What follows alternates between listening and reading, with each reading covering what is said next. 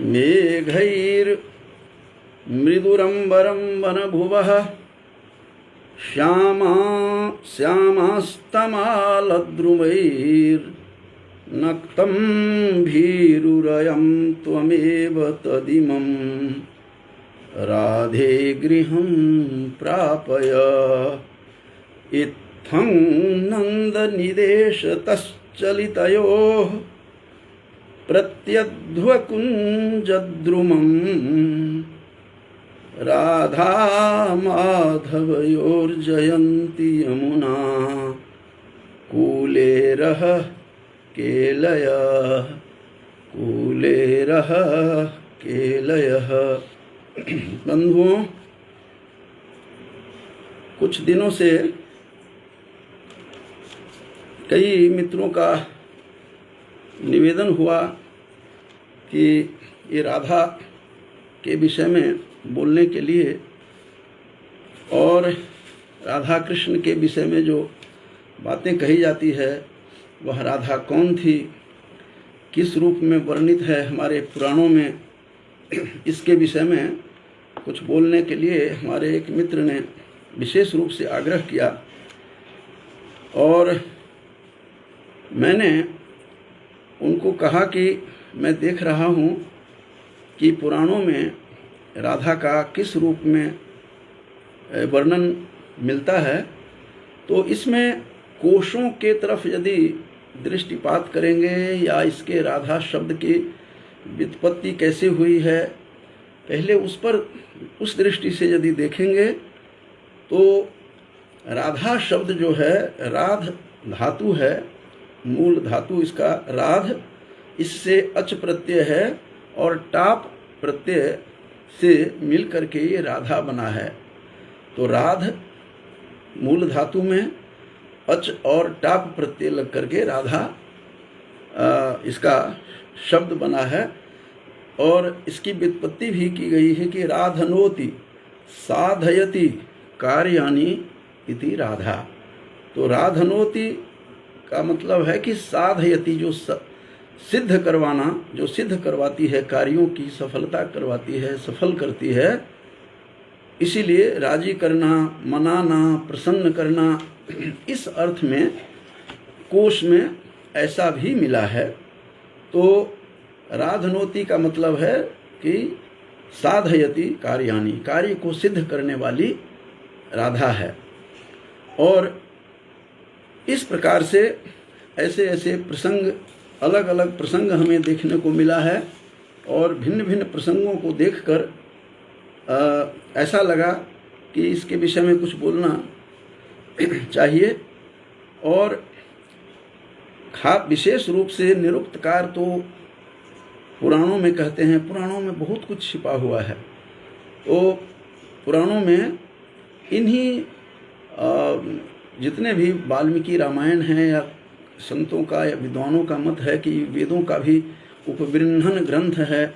और इसकी भाषा लालित्य उपनिषदों में के बाद जो पुराणों में जब देखेंगे तो इनकी भाषा बहुत ही परिमार्जित, सरल और लालित्य से भरा हुआ इसमें शब्द होगा।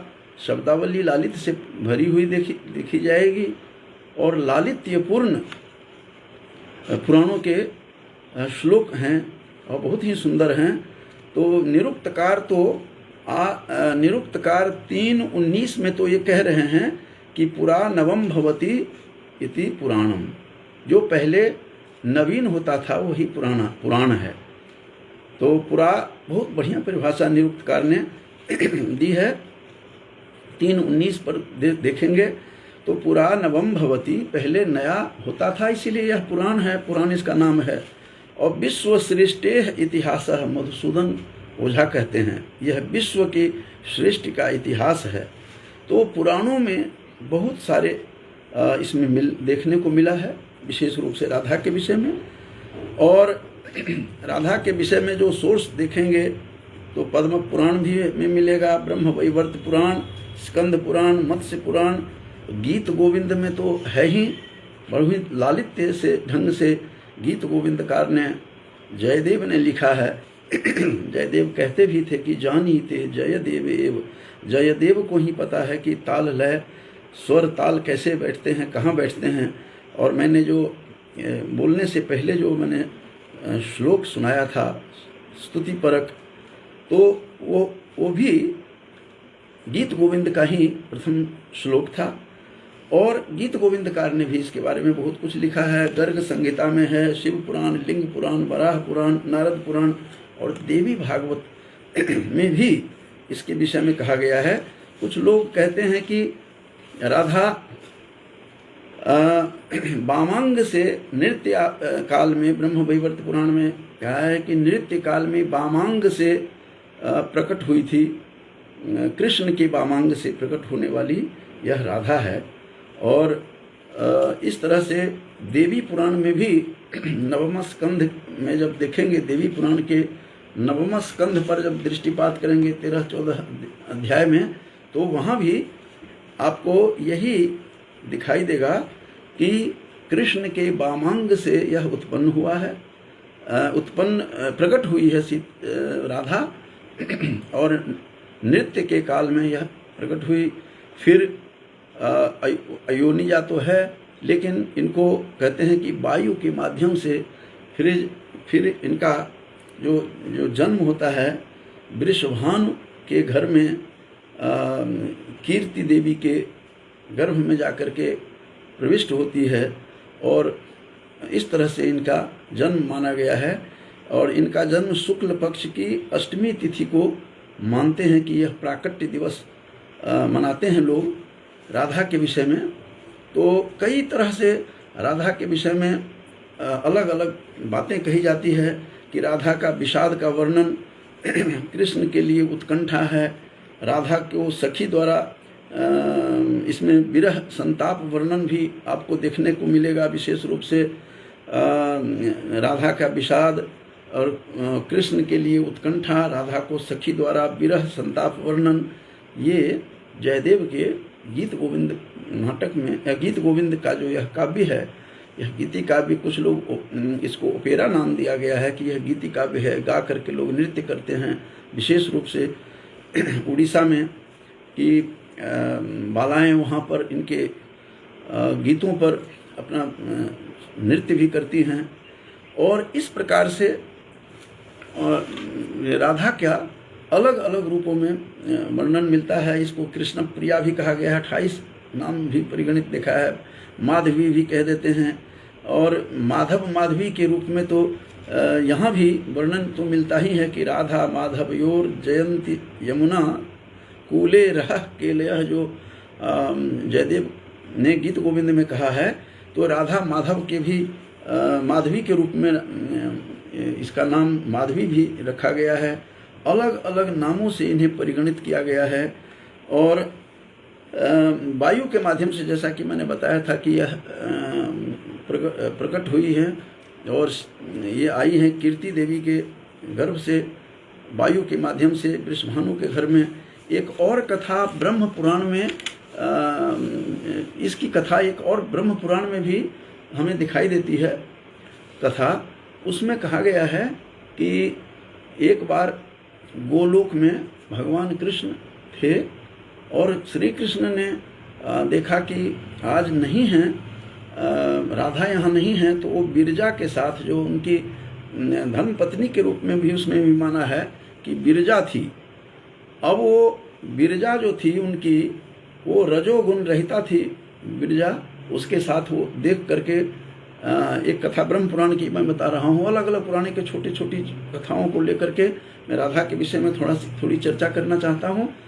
तो इसमें बिरजा नाम से जो थी, उनके साथ वो बातचीत करते हुए देखा। पहले तो राधा मिली नहीं, कहीं नहीं थी वहाँ। तो वह यह देख करके उनको बड़ा क्षोभ हुआ राधा को कि यह कृष्ण बिरजा के साथ क्या कर रहे हैं। तो कृष्ण को बड़ा इस चीज़ का रोष हुआ, क्षुब्ध हो गए। और बिरजा तो वहीं नदी बन करके वहाँ लुप्त हो जाती है। इस तरह की बातें भी कही गई है कि वह नदी बन करके निकल गई। और रजोगुण रहिता की चर्चा आई है विशेष रूप से देवी भागवत पुराण में। और वहाँ से जब खरी खोटी सुनाई, उसने बहुत कुछ उलाहना दी, उपालंभ किया कृष्ण को राधा ने, तुम मिर्जा के साथ क्यों हो। यह देख करके श्री दामा जो थे, उनके मित्र, सुदामा नहीं थे वो, श्री दामा का प्रसंग आया है कि ब्रह्म पुराण में, कि उनको बड़ा आक्षोभ हुआ और उसने जाकर के राधा को शाप दिया। और राधा ने भी श्री दामा को शाप दिया कि तुम राक्षस बनोगे और चंद्रचूड़ नाम के राक्षस बनोगे तुम। और राधा ने तो उसको शाप दिया श्री दामा को, और श्री दामा ने भी राधा को कहा कि तुम भी मनुष्य रूप में बन करके भटकोगी। फिर श्री कृष्ण ने उसको समझाया कि राधा को शांत करते हुए कहा कि तुम्हारा जो जन्म होगा, तुम अवतरित होगी पृथ्वी पर, और रायान नाम से मैं ही एक वैश्य कुल में रहूँगा, और मूल रूप से तुम उसकी पत्नी मानी जाएगी, लेकिन मेरी सखी रहेगी, लेकिन मेरा ही वो अंश होगा। इस प्रकार से भी इसकी चर्चा हुई है। और रायान नाम से वैश्य कुल में तुम्हारा जन्म होगा, अवतरित होगी, सांसारिक रूप से रायान की पत्नी रहेगी, सखी मेरी रहेगी, लेकिन वो रायान मैं ही रहूँगा। ये सब अलग अलग कथाएं जो हैं, जो मिली हैं, उसके बारे में मैं कुछ बताना चाहता था। एक और प्रश्न, यह आम तौर पर यह प्रश्न रहता है कि आखिर ये सब होने के बाद भी एक भागवत में मैंने बहुत ढूंढने का प्रयास किया कि भागवत पुराण में इसकी चर्चा है या नहीं। बंधुओं, भागवत पुराण में नदारत है, इसकी कहानी नहीं है। बहुत आश्चर्य हुआ मुझे। तब इसके बारे में कहा जाता है कि कृपालु जी महाराज का जब प्रवचन चलता है, बहुत अच्छे अध्येता रहे हैं, और उन्होंने कहा कि श्रुतिन को सार तत्व हैं राधा। ये श्रुति माने वेद का भी सार तत्व राधा है। ये कृपालु जी महाराज ऐसा कहते रहे हैं, उनका भी मुझे ध्यान आया। और कहते थे कि छुपायो सुख सार भागवत राधा। भागवत में शुक जी ने उसको सार को भागवत से छुपा करके रखा। तो दो बातें कृपालु जी की जो है प्रसिद्ध है, श्रुतिन को सार तत्व है राधा, और छुपायो सुख सार भागवत राधा। ये राधा की कथा को सुखदेव ने, ये बंधुओं सुखदेव जिन्होंने भागवत के प्रथम वाचक के रूप में माना जाता है, प्रथम वाचन उन्होंने किया था, उन्होंने ही इसमें पूरी के पूरे भागवत के जो कथा है, इन्हीं के माध्यम से कहा गया है। और सुखदेव जी वो थे भी कौन, सुखदेव जी के बारे में कहा जाता है और कि वो 12 वर्ष तक अपने माँ के गर्भ में रहे और व्यास जी के पुत्र माने जाते हैं। इसकी बड़ी लंबी कथा है, उस पर अलग से एक कथा कही जा सकती है सुखदेव जी के जन्म का। और सुखदेव जी परीक्षित को समझाते हैं। तो संतों का कथन है, और संत बिना आधार के नहीं बात करते हैं। संतों का कथन तो है, लेकिन संत कभी भी निराधार बातें नहीं करते हैं। ब्रह्म वैवर्त पुराण को आधार मानकर संतों का कथन है कि भागवत में आखिर राधा क्यों नहीं है। उसकी बहुत बड़ी रोचक प्रसंग आता है उसमें, और कहते हैं कि भागवत पुराण के में इसलिए राधा नहीं है क्योंकि सुखदेव जी के वो गुरु रूपा थी राधा।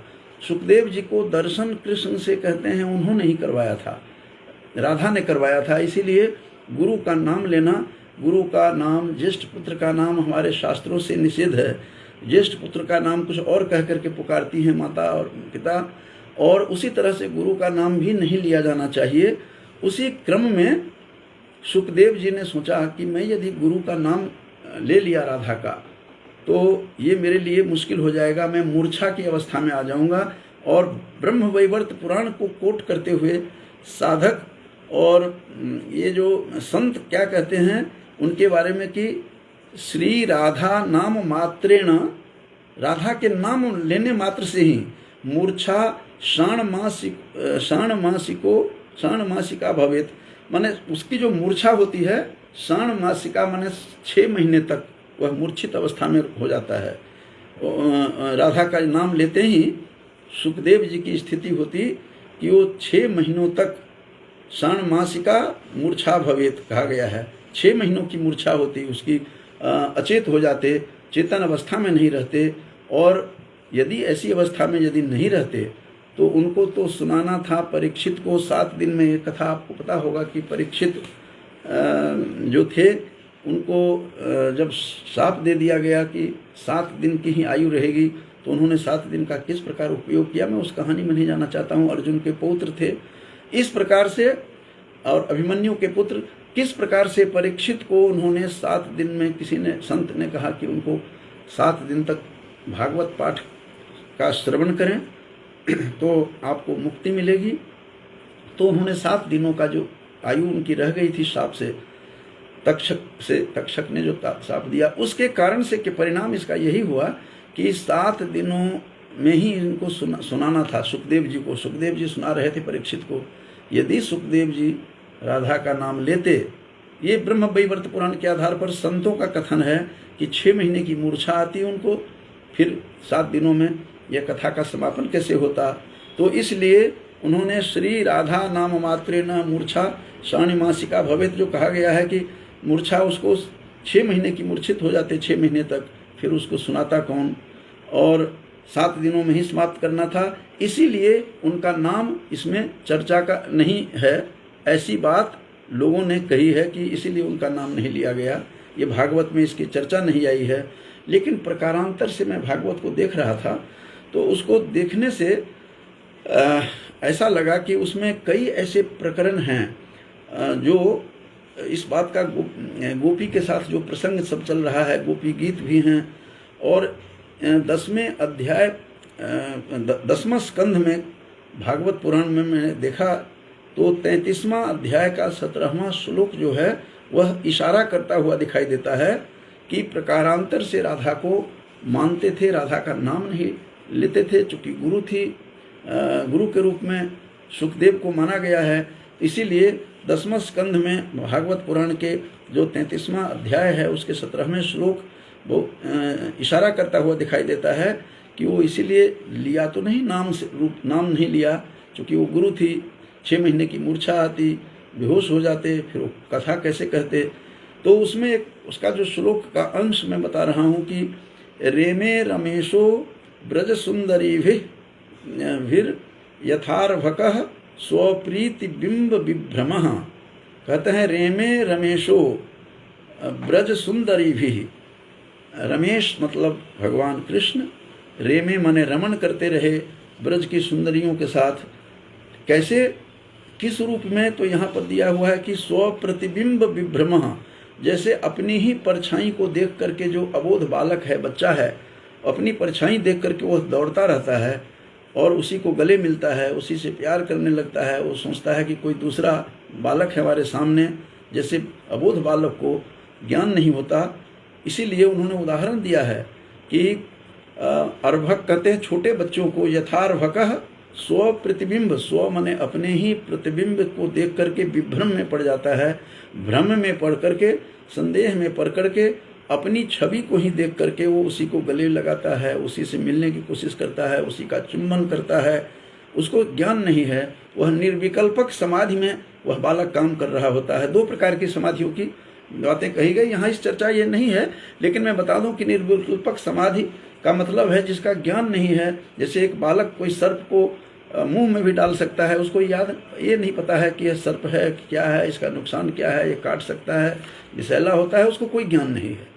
तो वो निर्विकल्पक ज्ञान है। एक है सविकल्पक ज्ञान, मतलब जो नाम योजना सहितम सविकल्पम, इसकी परिभाषा बताई गई है। जो नाम क्या है इसका, ये है क्या चीज़, इसको छूना नहीं चाहिए, जिसको ऐसा ज्ञान है वो सविकल्पक ज्ञान है। तो ये निर्विकल्पक ज्ञान होता है अबोध बालक का।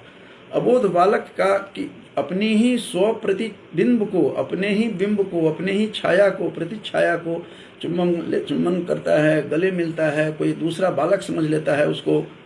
ये 10वां स्कंध में 33वें अध्याय के भागवत पुराण के 17वां श्लोक में है कि रेमे रमेशो ब्रज सुंदरीभिर यथार्भकः स्वप्रतिबिंब विभ्रमः।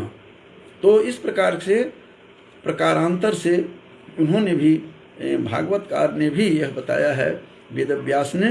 वेदव्यास को भी मुक्ति नहीं मिल रही थी। बंधुओं, महाभारत की रचना होने के बाद, महाभारत की घटना होने के बाद, महाभारत को लिखने के बाद वो बेचैन थे, परेशान थे।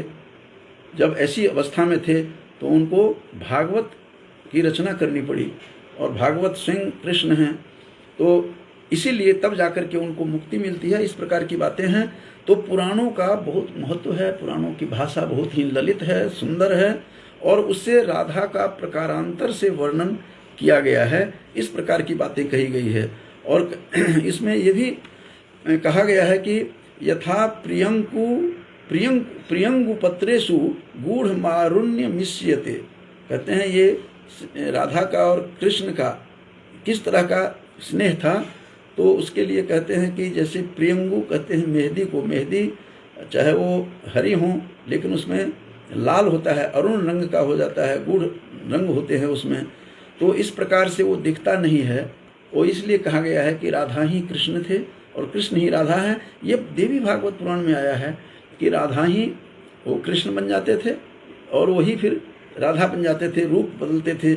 और इस प्रकार से ब्रह्मा को भी चकित किया हुआ दिखाई देता है। इसमें एक और है कि श्री भागवते शास्त्रे राधिका तत्व मिदृशम, राधिका तत्व भी भागवत में उसी तरह से नहीं दिखता है तो राधिका का वर्णन राधा का है लेकिन नाम से नहीं है, प्रकारांतर से वर्णन किया हुआ है। कैसे?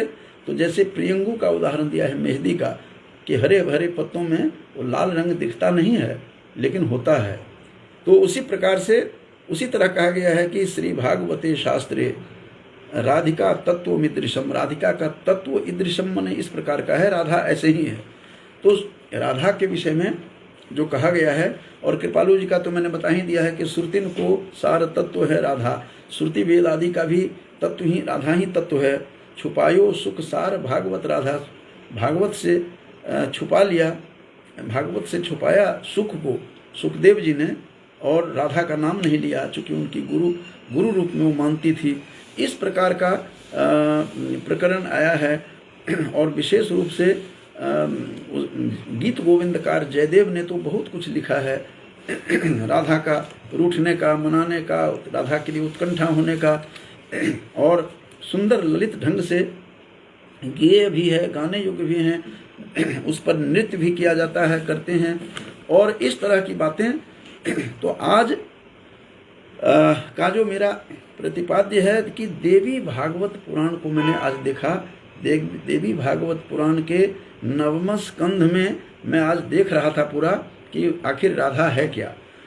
राधा के विषय में दिया हुआ है, वैसे मूल रूप से राधा कुछ नहीं, राधा उसी का अंश मात्र है।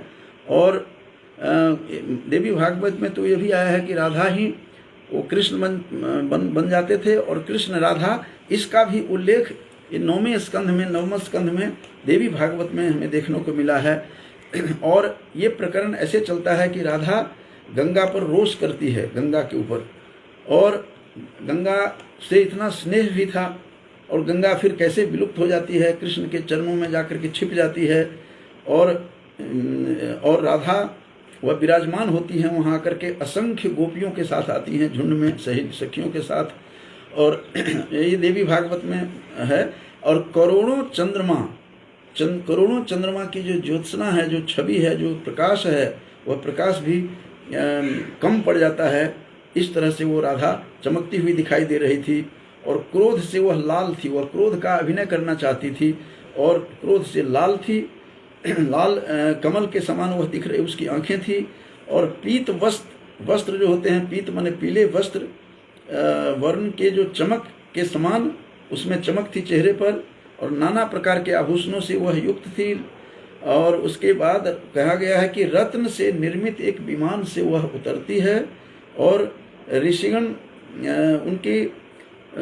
ऋषिगण सेवा में उनके संलग्न हैं। इस रूप का वर्णन देवी भागवत में आया है। और इसके साथ ये भी कहा गया है कि गोप देख करके, गोप जन जितने भी थे, ग्वाले वहाँ के थे, वो सारे गोपियाँ का नहीं है, यहाँ पर जो पुरुष ग्वाले सब थे वो भयभीत होकर के राधा को प्रणाम करते हैं, भय से कांपने लगते हैं, थर-थर कांपते हैं। उसका रूप का वर्णन इसमें देवी भागवत में जो आया है, मैं उसके तरफ थोड़ा इशारा करता हूँ। और उसके बाद इसमें कहा गया है कि गंगा, और फिर वो गंगा की, श्री कृष्ण भी राधिका की स्तुति करने लग जाते हैं वहाँ पर, और गंगा भी स्तुति करने लगती है राधा के उस विकराल रूप को, भयंकर रूप को देखकर। और गंगा राधा की छवि से तृप्त नहीं हो पाती है। गंगा को इतना वो छवि इतनी अच्छी लगी राधा की कि वो उससे बार बार वो एक टक देख रही थी वो। और राधा का विग्रह तब धीरे धीरे धीरे शांत होता है, शांत हो जाता है। और श्री कृष्ण उन्हें अर्घ, वो ऐसे सुशोभित हो रही थी जैसे श्री कृष्ण के अर्घ से सुशोभित चरण कमलों को हृदय में रखा हो, ऐसा लग रहा था उसको। और उत्तम रत्न से निर्मित विमान से वह उतर करके पधारती हैं, बैठती हैं। रोष के कारण से होठ फड़क रहे थे उसके। ये सारा देवी भागवत के नवम स्कंद के ये सारी कहानी है इसमें। और रत्न से जड़ित, रत्न से खचित जड़ित सिंहासन पर बैठ करके वो उतरती है। कृष्ण भी उठ करके उसे हंसकर और आश्चर्य भी प्रकट करते हैं इस रूप को देखकर। और वहाँ पर बिरजा से वह प्रेम करते थे कृष्ण, उसकी भी चर्चा आई है। गंगा अंतर्धान हो जाती है इस बात से, वहाँ से देख करके। और गंगा को खोजते हुए बैकुंठ लोक, गोलोक में भी घूमती हैं राधा, घूम करके देखती हैं कहाँ गई। और सिद्ध योगिनी थी राधा, इसीलिए उस गंगा को ही पीना चाह रही है, पी रही है, आरंभ कर दिया पीना। गंगा भी सिद्ध योगी, वो भी योग सिद्धा थी। गंगा भी क्या करती है, राधा को देख करके श्री कृष्ण के चरण में जाकर के समा जाती हैं। राधा के गोलोक में खोजा उसने, बैकुंठ में खोजते खोजते परेशान हो जाती हैं राधा। और ब्रह्मा के जो चारों भुजाओं, चार मुख हैं, उन चतुर्मुख से ब्रह्मा राधा की भी स्तुति करने लगते हैं कि हे राधा कहाँ गई आप, आपको देख करके गंगा आ जाएगी। इधर गंगा जो चरणों में समा जाती है, इसलिए विष्णु पदा भी कहते हैं गंगा को, विष्णु के चरणों से निकली हुई है। आगे इसी देवी भागवत में विष्णु की संतति के रूप में भी इसको माना है। तो कृष्ण, उसके बाद गंगा वहाँ से चली जाती है, कृष्ण के चरणों में छिप जाती है, जिसके कारण हाहाकार हुआ, सूखा पड़ गया, धरती फटने लगी। और इस तरह से हाहाकार मचा, सभी जीव जंतु वहाँ बेवल हुए, ब्रह्मा के पास गए। और ब्रह्मा भी वहाँ राधा को कभी देखते हैं कि कृष्ण तो अकेले हैं, फिर एक कुछ ही देर में देखते हैं कि कृष्ण, राधा ने कृष्ण का एवं कृष्ण ने राधा का रूप धारण कर लिया है। और वो बड़े अचंभित हैं, स्वयं ब्रह्मा भी। और ब्रह्मा जब ध्यान से देखा कि ये हो क्या रहा है, तो देखा कि कृष्ण के वक्ष स्थल पर, छाती के ऊपर विराजमान दिखाई दिया राधा को। और कृष्ण ब्रह्मा को फिर कहते हैं कि आप, हम लोग खोज रहे हैं, आप कहाँ जा रही हैं, बार बार गंगा की स्तुति करते हैं। लेकिन गंगा ने कहा कि मुझे, कृष्ण ने कहा मैं ला तो दूंगा, निकाल दूंगा मैं अपने चरणों से। गंगा को, ब्रह्मा को कहा इसको सुरक्षा कौन प्रदान करेगा। तो मुझे ये देख करके याद आया कि जो राम तेरी गंगा मैली जो पिक्चर बनाई गई होगी, कुछ न कुछ आधार लिया होगा। आजकल किस तरह से नदी और नदियों में को दूषित किया जा रहा है, उसी तरह से यहाँ कृष्ण को भी कहना पड़ा ब्रह्मा से कि इसकी सुरक्षा की गारंटी लेनी पड़ेगी, कहते हैं सुरक्षा देनी पड़ेगी, इसके लिए की प्रतिज्ञा करनी पड़ेगी आपको, तब जाकर के हम गंगा को प्रकट करेंगे। ये सारा का सारा ये प्रसंग चलता है, इसमें देवी भागवत में आता है। और उसका स्वरूप ही राधा का कुछ और है। राधा पक्ष स्थल पर कृष्ण के विराजमान के बारे में बताया कि वो दिखाई देती हैं ब्रह्मा को। और योग बल से ब्रह्मा ने भी देखा ये हो क्या रहा है, कभी कृष्ण अकेले हैं, कभी देखते हैं दोनों बैठे हुए हैं विराजमान, राधा और कृष्ण दोनों। और उसी के अंग से उत्पन्न होने की बात भी कही जाती है कि उनके अंग से पहले भी बताया कि ये ब्रह्म वैवर्त पुराण में भी है कि कृष्ण की वामांग से उत्पन्न होती हैं। और राधा प्राण प्रिया थी उनके कृष्ण की। और राधा कृष्ण के अंग से प्रकट होने के कारण से ब्रह्म द्रव रूपिणी गंगा भी इसको कहते हैं। श्री कृष्ण के वामांग से राधा प्रकट होती हैं। यह प्रकृति पुरुष की भी चर्चा आई है देवी भागवत में। यह प्रकृति पुरुष को देख करके सांख्य दर्शन का स्मरण हो उठता है उसको देख करके। और इस प्रकार से कहते हैं स्त्री पुरुष के जो दो भाग थे, दो भाग विभक्त हुए, पहले एक ही थे और बाद में ये द्विधा विभक्त किया गया, इसको दो भागों में बांटा गया, जिसकी चर्चा मनुस्मृति में भी मनु ने किया है पहले ही अध्याय में। और 32वां जो उसका श्लोक है उसमें भी कहा गया है कि उनको द्विधा विभक्त किया अपने शरीर को, सृष्टि की उत्पत्ति करने की जब इच्छा हुई तो उन्होंने ब्रह्मा ने तो द्विधा विभक्त किया। एक भाग शरीर बनाया स्त्री का, एक भाग पुरुष का, जिससे विराट का जन्म होता है, और कहते हैं उसी की संतान मुझे भी मानो, मनु ऐसा कह रहे हैं।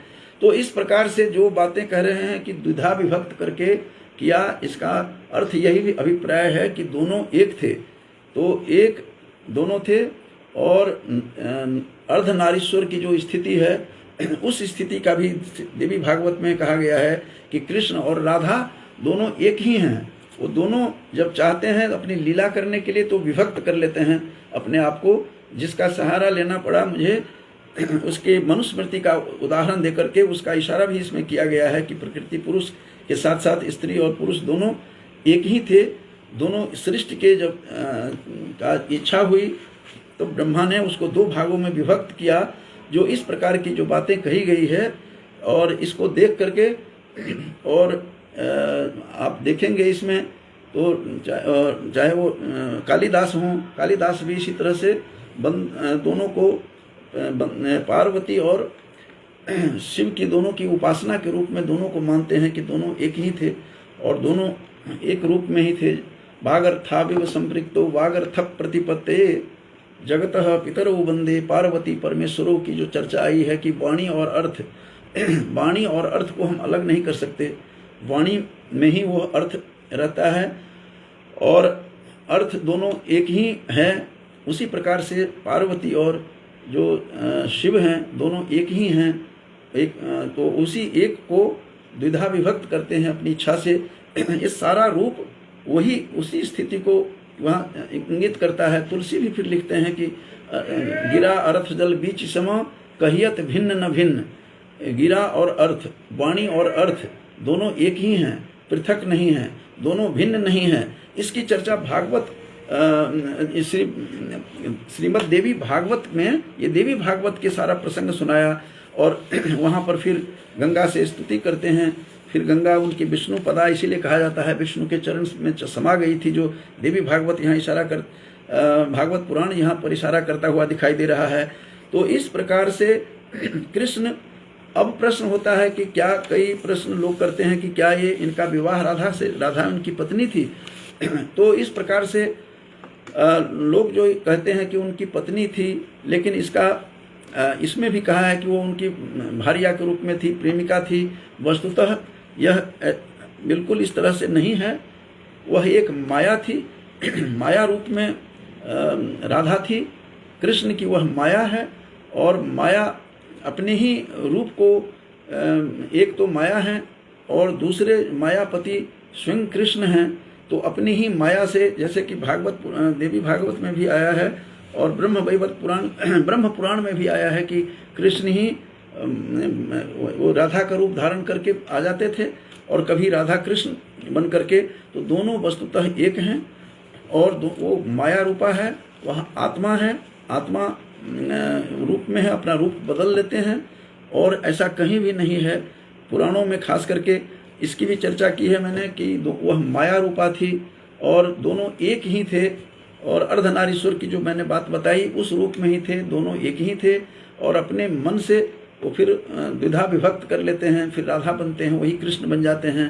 तो इस प्रकार की चर्चा आई है। और भागवत में, जैसा कि मैंने बताया कि भागवत में इसकी तो चर्चा ही कहीं नहीं है। और आराध्यते सततम कहते हैं, ये सतत चूंकि इसकी आराधना की जाती है, इसीलिए राधा इसका नाम है, आराधना सतत होने के कारण से। तो इस प्रकार की बातें इसमें कही गई है। राधा और कृष्ण का यह उनकी माया थी। और इस प्रकार से भागवत में इसकी चर्चा क्यों नहीं हुई है, जिसका मैंने आपको संकेत किया था कि भागवत में इशारा नहीं होने के कारण लोग कहते हैं कि श्री राधा नाम मात्रेण मूर्छा षाण्मासिका भवेत्। तो इस प्रकार से षाण्मासिक मूर्छा आ जाती है, तो उत्पन्न होती है। इसीलिए सुखदेव चूंकि उनके गुरु भी थे, उन्होंने इसमें पुराणों में आया है कि सुखदेव की गुरु इसीलिए थी क्योंकि श्री राधा ने उनका दर्शन करवाया था श्री कृष्ण से। इसीलिए उनको गुरु मानते थे। और गुरु का नाम, बड़े पुत्र का नाम, ये शास्त्र निषिद्ध किया हुआ है, इसीलिए वो लेना नहीं चाहते थे। ये संतों का कथन है कि 6 महीने की मूर्छा आ जाती उनको। तो 6 महीने की जब मूर्छा आती राधा नाम लेने से सुखदेव जी को, तो सुखदेव जी फिर 1 सप्ताह में जो परीक्षित को जो भागवत पुराण की कथा सुनानी थी वह असंभव होता, और वो साधना में चले जाते, ध्यान में चले जाते थे उनका नाम लेते ही। इसीलिए उन्होंने इसकी चर्चा नहीं की। लेकिन प्रकारांतर मैं आपको संक्षेप में बताते हुए विराम देने से पहले बता रहा हूँ, मैं इशारा कर रहा हूँ कि 10वें स्कंद के 33वें अध्याय का जो 17वां श्लोक है उसमें साफ संकेत मिल रहा है कि वो नाम से तो नहीं लेना चाह रहे हैं, लेकिन प्रकारांतर से वर्णन कर रहे हैं। ऐसे एक नहीं अनेकों श्लोक मुझे मिले हैं, तो उसमें आपको दिखाई देगा। तो उसमें दिखाई दिया है कि रेमे रमेशो ब्रज सुंदरी भीर यथार्भकः स्वप्रतिबिंब विभ्रमः। जैसे कोई बालक, अबोध बालक निर्विकल्पक अवस्था में निर्विकल्पक ज्ञान होता है उसका, और ऐसी अवस्था में अपनी छाया की प्रतिबिंब को आलिंगन करता है और कभी उसको चुंबन करता है, वो अपनी ही प्रतिबिंब को ही, अपनी प्रतिछाया को। तो उसी प्रकार से यहाँ कृष्ण और राधा का प्रकारांतर से वर्णन किया है गोपियों के विषय में। और दूसरी बात है कि दूसरा एक और जो लोग बताते हैं कि यथा प्रियंगु पत्रेसु, जैसे प्रियंगु मेहंदी के पत्ते हरे होते हैं लेकिन उसमें गूढ़ आरुण्य छिपा रहता है, उसमें गूढ़ मारुण्य मिश्यते। यथा प्रियंगु पत्रेसु गूढ़ मारुण्य मिश्यते, उसी के अंदर रहता है लेकिन हरे पत्ते रहते हैं, दिखता नहीं है, लालिमा उसी में होती है, अंतर निहित होती है। और इसी श्री भागवते शास्त्रे राधिका तत्व मिदृशम, इन्होंने कहा है कि राधिका का तत्व जो है भागवत पुराण में ईदृशम माने इसी प्रकार का है। तो इस तरह से भागवत पुराण में कहीं भी चर्चा नहीं आई है, और इसलिए चर्चा नहीं करने का कारण वो सुखदेव जी की गुरु रूपा थी, इसलिए उन्होंने कभी इसकी चर्चा नहीं की। इस तरह की बातें आती है। कोश की बातें मैंने आरंभ में ही बता दिया था कि कोश में तो कहा गया है कि ये राध अच और टाप से राधा शब्द हुआ है, राध और राधनोति साधयति कार्यानि इति राधा, क्योंकि यह सिद्ध करवाती हैं, राजी करवा देती हैं, मना लेती हैं, प्रसन्न कर लेती हैं, इसीलिए राधा है। और आराध्यते सततम, यह सतत इसकी आराधना की जाती है, इसलिए यह राधा है। राधोपनिषद भी है, जिसका मैंने दृष्टिपात नहीं किया है। राधा के जैसे सीतोपनिषद है उसी तरह राधोपनिषद भी हैं, तो इसकी चर्चा वहाँ भी है। तो इस प्रकार से स्रोत जो हैं इसके हर जगह हैं, कुछ न कुछ मिलता है। मैं देवी पुराण को लेकर के थोड़ा सा इशारा मात्र कर रहा था कि किस प्रकार से ये ब्रह्म वैवर्त पुराण में भी हैं, गीत गोविंदकार तो कर ही रहे हैं। मैंने आरंभ में ही बताया था कि विकल होकर के कहते हैं कि यह जो है भीरु, यह डरपोक है, और इस तरह की बातें कही जा रही है कि नक्तंग भीरु रयंग त्वमेव तदिदम राधे गृहम प्रापय। ये जो गीत गोविंदकार जो कह रहे हैं उसको मैं बता रहा हूँ कि राधे गृहम प्रापय, हे राधा इसको घर दिखा दो, घर पहुँचा दो। क्यों? क्योंकि भीरु रयम, ये इस प्रकार की बातें करते हुए हमें जयदेव दिखाई देते हैं। जयदेव कृष्ण और राधा के बहुत बड़े भक्त थे। तो इस प्रकार से राधे गृहम प्राप्य, तो राधा एक माया रूपा है, राधा और कृष्ण दोनों एक ही हैं। जैसे अर्धनारीश्वर की बात बताई, इसकी चर्चा देवी पुराण में इशारा किया गया है यहाँ, और प्रकृति पुरुष की स्थिति को भी बताया है, थोड़ा इशारा इसमें भी किया गया है, इसके 9वें स्कंध में देवी पुराण के भी। तो इस प्रकार से पुराणों में राधा का इसी प्रकार से वर्णन है। एक दूसरे को शाप भी देते हैं ब्रह्म पुराण के आधार पर। राधा को जब बहुत खड़ी खोटी सुनाई, जब राधा देखा कि ये बिरजा के साथ यहाँ पर बातचीत कर रहे हैं कृष्ण, तो श्री दामा के समक्ष ही राधा ने बहुत कुछ सुनाई कृष्ण को, और बिरजा तो उसी समय नदी बन करके चली जाती है। और उसके बाद की घटना होती है कि श्री दामा ने को शाप दिया राधा ने कि तुम मुझे इस तरह से उपालंब दे रहे हो, तो हमारे दोनों के बीच में आकर के बात करते हो, तो जाओ तुम शंखचूर नाम के राक्षस बन जाओगे, राक्षस की योनि में जाओगे। और फिर राधा को भी मनुष्य बन पृथ्वी पर आने का शाप होता है। शाप का परिणाम ये होता है कि वृषभानु और कीर्ति के घर में उनका जन्म नहीं हुआ बल्कि प्राकट्य होता है। उनके वायु के माध्यम से कीर्ति के वृषभानु की भार्या कीर्ति के गर्भ में मुख के माध्यम से वो चली जाती है, उनका प्रकट होता है। तो वृषभानु लली भी कहते हैं, माधवी कहते हैं, केशवी, किशोरी, कृष्ण प्रिया, इसके बहुत नामों से कहा जाता है। मूल रूप से यह दोनों एक ही हैं।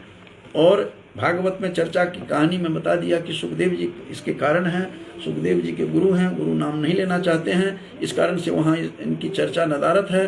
और दोनों एक ही हैं। कृष्ण की ये माया है और कृष्ण स्वयं मायापति हैं और माया विनिर्मिता हैं।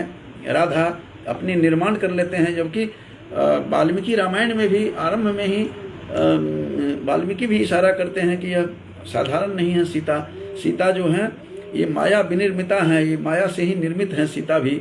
तो इस प्रकार के ये भी यहाँ पर भी यहाँ जो राधा है, राधा उनकी माया है और एक मायापति हैं। ये दोनों की मध्य की बातें हैं और इनकी बातों को कौन समझ सका है। लोकोत्तराणाम चेतांसी ये को ही विज्ञातुमर्हति, जो भवभूति ने जो उत्तर रामचरित में कहा है कि इस लोकोत्तर प्राणी के चित्त को भला कौन समझ सका है, तो इसलिए हमारे से समझना मुश्किल है। तो यह तो निश्चित रूप से है कि वह माया है और अर्धनारीश्वर की स्थिति में थे दोनों की जब स्थिति हुई तो वो कृष्ण स्वयं बन जाते हैं राधा, कभी राधा कृष्ण, इसकी चर्चा तो है ही। तो वही इशारा करता हुआ दिखाई दे रहा है। तो आज समापन करने से पहले यहाँ पर कुछ मेरे मित्र हैं, तो उन लोगों का भी स्मरण याद करना जरूरी है। डॉक्टर ML शर्मा जी हैं हमारे मित्र, और डॉक्टर सत्यप्रकाश दुबे जी हैं, और व्याकरण के उद्भट विद्वान हैं, एक ऊपर रसायन के थे, और आलोक झा भी हैं इसमें दिखाई दे रहे हैं। तो जो भी इसमें PC वत्स जी भी हैं, प्रेमचंद वत्स हैं, ये हमारे भी साथ अनुज हैं, अनुजक कल्प हैं, ये भी प्राचार्य हैं कॉलेज के। जो भी श्रोता हैं इसमें उन सभी को मैं कोटसह धन्यवाद करते हुए कि आज मैंने राधा और कृष्ण के बारे में मेरे किसी मित्र ने कहा था, तो मैंने उनके बारे में मैंने बताया कि यह क्या है, देवी भागवत को आधार लेकर के किया है। और मूल रूप से दोनों एक ही हैं, अपना रूप बदलते हैं और अपनी इच्छा से ही अपना रूप बदल करके और फिर इस संसार में आते हैं, फिर सूत्र समेट लेते हैं। जैसे उर्नाभि की बातें कही गई है, उर्नाभि ये उपनिषद की वाणी जिस तरह से कह रही है मुंडक उपनिषद में, वो सारी स्थिति वही है। उसको समझना, उसी के धरातल पर जाकर के, संत के धरातल पर जाकर के, समाधि में जाकर के, और निर्विकल्पक समाधि गम्या ये स्थिति में ये राधा हैं। वो साधारण लोगों के ये ज्ञान से परे की बातें हैं, और वो निर्विकल्पक समाधि गम्या राधा के विषय में, तो उसी रूप में जाकर के, उसी धरातल पर जाकर के, उसको उसी पृष्ठभूमि में जाकर के उसको देखा जा सकता है। इन्हीं शब्दों के साथ अपनी वाणी को विराम देता हूँ। बहुत बहुत धन्यवाद बंधुओं।